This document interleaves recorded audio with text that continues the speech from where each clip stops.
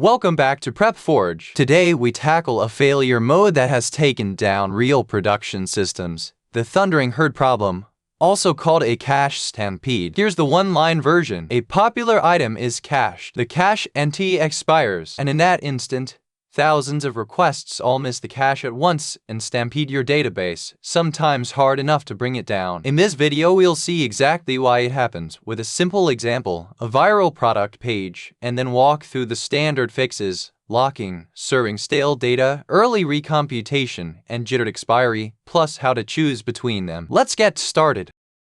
Let's set the scene. You run an online store, and one product page suddenly goes viral. Smart move. You cache it. So instead of hitting the database on every request, you serve it from a fast cache like Redis, with a time to live of 60 seconds. For 60 seconds, everything is great. The database is barely touched, but at second 60, the cache entry expires. And right then, 10,000 requests per second are all asking for that same page. Every single one checks the cache, finds nothing, and falls through to the database at the same moment. Your one database, which the cache was protecting, is now hit by 10,000 identical, expensive queries in the same instant. It slows to a crawl or falls over. That sudden surge is the thundering herd. Concept 1. Let's name it precisely. A cache stampede, also called a thundering herd or a dogpile, happens when many clients request the same key at the same time. The cached value is missing or expired, and so they all recompute it simultaneously, overwhelming the backend. The key insight is that the cache normally acts as a shield in front of your database. A stampede is the moment that shield briefly drops and a full, unfiltered load lands on the backend all at once. The more popular the item, the bigger the herd.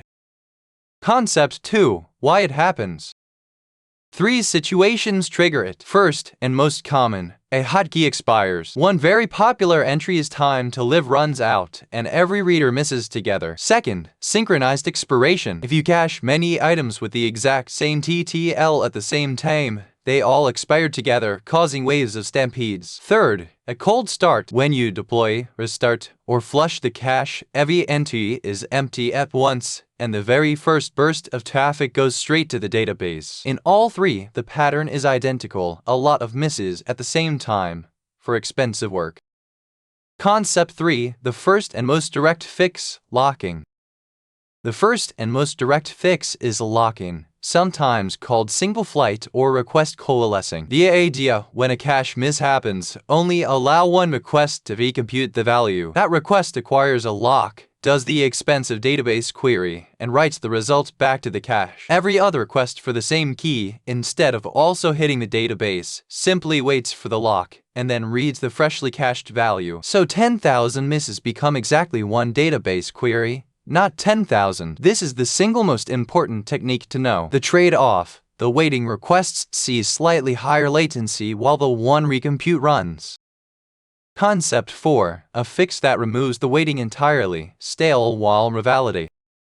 The trick: don't throw the old value away the instant it expires. Keep serving the slightly stale value to everyone, while a single background task refreshes it. So when the entry goes stale, readers still get an instant response from the old cached copy, and meanwhile one worker recomputes the fresh value and swaps it in. Nobody waits, nobody stampedes the database, and the only cost is that users might see data that's a few seconds out of date. For most content, that's a perfectly fine trade.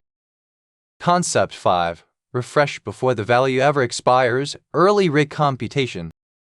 Instead of waiting for the hard expiry, each request rolls a dice that gets more likely as the expiry approaches. Usually it just reads the cache, but occasionally, as the entry nears its deadline, one lucky request is chosen to recompute it early in the background and reset the timer. A well-known version of this is the XFetch algorithm. The effect: the popular key gets refreshed just before it would expire, so the hard expiry, and the stampede, never actually arrives. Concept 6. Target the synchronized expiry problem directly with jitter. It's simple. Add jitter to your time to live values. Instead of giving every entry exactly 60 seconds, give each one 60 seconds, plus or minus a small random amount. Now, instead of 1,000 entries all expiring in the same second, their expiries are spread out over a window. The load smooths into a gentle trickle of misses, rather than a synchronized spike. Jitter costs you almost nothing, and it should be your default for any cache with many similar entries. Never use identical TTLs at scale. Concept 7. The cold start and cache warming.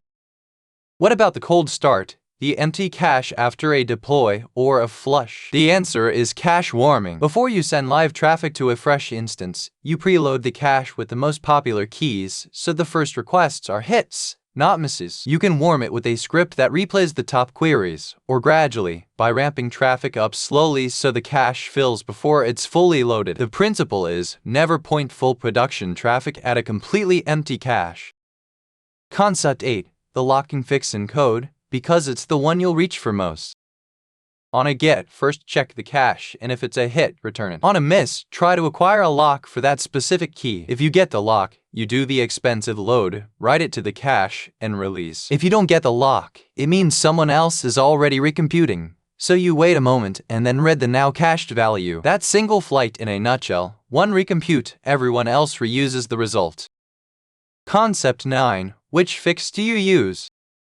They combine, but here's the guide. If you need the freshest possible data, use locking, one recompute, others wait. If low latency matters more than perfect freshness, use Stale-while-revalidate. Serve stale, refresh in the background. To avoid the hard expiry altogether on hotkeys, add early probabilistic recomputation. And always, everywhere, add jitter to your TTLs and warm the cache on start. In interview, the magic words are, I'd prevent the stampede with a per key lock, so only one request recomputes, and I'd add jitter to avoid synchronized expiry. Say that, and you've shown you've actually run caches at scale.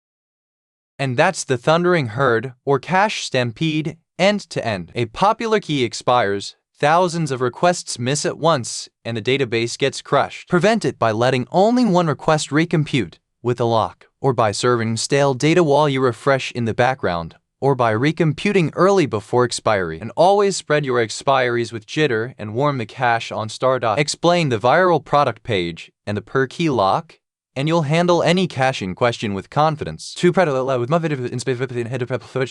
this helped, subscribe for more. Thanks for watching, and good luck in your interview.